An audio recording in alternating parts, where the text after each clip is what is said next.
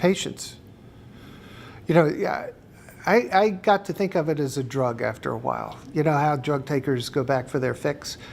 And in the trials and tribulation of being an entrepreneur, you can get down and depressed sometimes with the capitalization issues, and the building big companies out of small companies is always stressful. And whenever I needed to feel good about myself, I would go make house calls. And it was just, it is today, it's just predictable.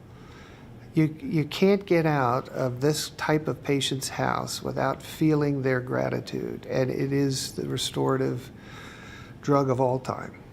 And I've never felt more professionally fulfilled.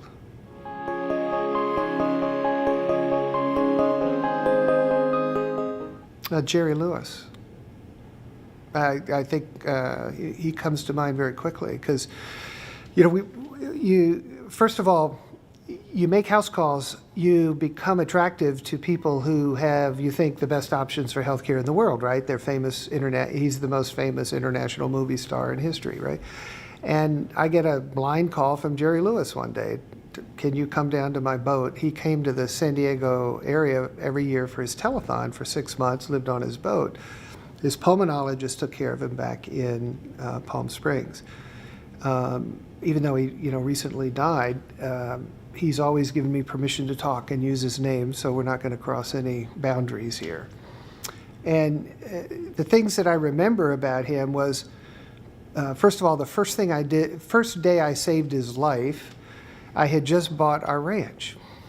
And I had just gone out to this special retreat place. It was all by myself, and phones don't work. I wasn't on call, but it did work where I was on the property. And it was Jerry, and he was short of breath, and he refused to go to the ER. And so I had to, because it was Jerry Lewis and a patient near and dear to my heart who was struggling with a horrible end-stage pulmonary interstitial fibrosis disease that everyone knew about that watched the telethon. You know, it was easy to drop everything and drive down there. And this time, though, it wasn't due to PIF, it was due to a heart attack. Yeah, which you couldn't have diagnosed over the phone because he didn't have any pain. So it took a little while to figure it out. And that changed me because I thought, wow, I could criticize myself for spending an hour of his pre-hospital heart attack time, or I could compliment myself for saving his life because he absolutely refused to go to the hospital over the phone when I told him I'm an hour away and you're short of breath and you're speaking in incomplete sentences and I really feel uncomfortable, you know. And he said, and a guy like Jerry Lewis saying, you're the only doctor I trust, changes you. And you hear this over and over again, and all I did was ring his doorbell.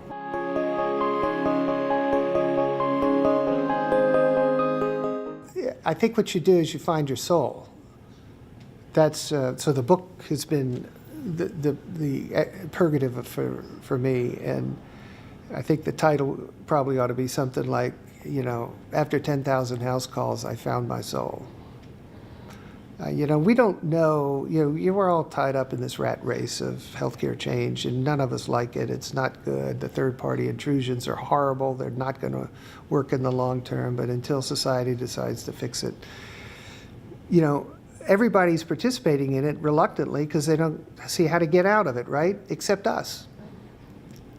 By simply hanging out your shingle as a house call doctor, if you got keys to a car, you're now in business for yourself and your patients. And boy, I tell you, the autonomous practice of medicine worked for 3,000 years. It's the only thing that can save us.